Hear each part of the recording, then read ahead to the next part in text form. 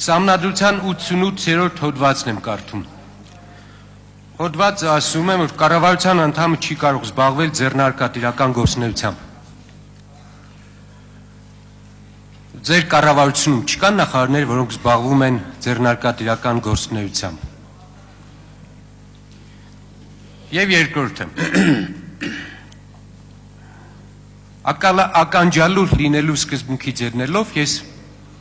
օրը առնվազն 50-100 հոգու հետ շփվում եմ։ Եվ բոլորը շատ վատ են արտահայտվում ձեր նշանակած կադրերի մասին։ Շատ վատ։ Հարցս այսպիսին է։ Նոր նշանակված հատկապես որոշ կադրեր ձեր առաջարկով էին, որով Սերժ Սարգսյանը նշանակեց, թե Սերժ Սարգսյանի առաջարկով էր, որոնց դուք համաձայնություն եք։ Սա շատ կարևոր է։ Ընդ որում ձեզ ասեմ, որ երկու պատասխանն էլ ձեզ համար վտանգավոր է։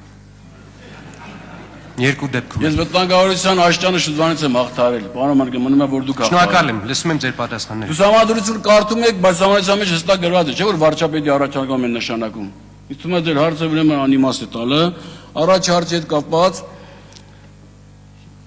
ես կոնկրետ չունեմ որևէ տեղեկատվություն, որ որևէ նախարար այսօր կառավարության կազմում զբաղվում է ձեռնարկատիրությամբ։ Դա ուղղակի օրենքը թույլ չի տալի նաև սահմանադրությունը։ Եթե նման մարդիկ կան, ուրեմն անպայման կառավարությունից կհեռանան։ Իսկ ինչ վերաբերում է կադրերի վատ կամ լավ լինելուն, յուրաքանչյուր էլ կադր, որ նշանակենք, նույնիսկ ձեզ, պարոն Մանուկյան, էլի մարդիկ կլինեն, որոնք որ կասեին վատ կադր եք ընտրել։ Դրա համար դա հարաբերական է, ես չեմ ուզում քննարկել, ինձ համար կարևոր սկզբունքը եղել է, որպեսզի լինեն կադրերը հնարավորինս պրոֆեսիոնալ, որովհետև մենք այլ ժամանակ չունենք, որպեսզի դանդաղենք եւ մենք դանդաղ պետք է շտապենք, եւ ես նաեւ հաշվի եմ առել իրենց փորձը։ Եվ իմ կառավարություն ձևավորելուց հետո առաջին իմ ուրեմն ելույթում ես ասել եմ, որ այն կառավարության անդամը, որը չի լուծի իր առջև դրված խնդիրները կամ չի կատարի այն ծրագիրը, որը տվյալ նախարարությունը ներկայացնում է, ապա մեր ճանապարհները բաժանվելու են, անկախ ինչքան ենք մենք միասին աշխատում եւ այդ սկզբունքը ես պահելու եմ։ Արձագանքի համար Արամ Մանուկյան։ Շնորհակալություն։ Մեզ նշանակելու հետ կապված, մենք են գլխից ասել ենք, որ որևէ կառավարության հետ մտադիր չենք պատասխանատվություն վերցնել,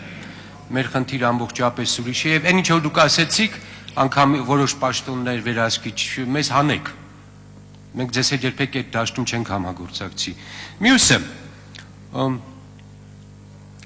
հենց այդ նույն ժողովուրդը ձեզ գնահատական կտա նրա համար, որ դուք այդ կադրերին պաշտպանում եք, որովհետև բոլորի ճանաչում են, պարոն Աբրամյան։ Ձեր առաջինից կոպիտ ներող կրնեք սխալներից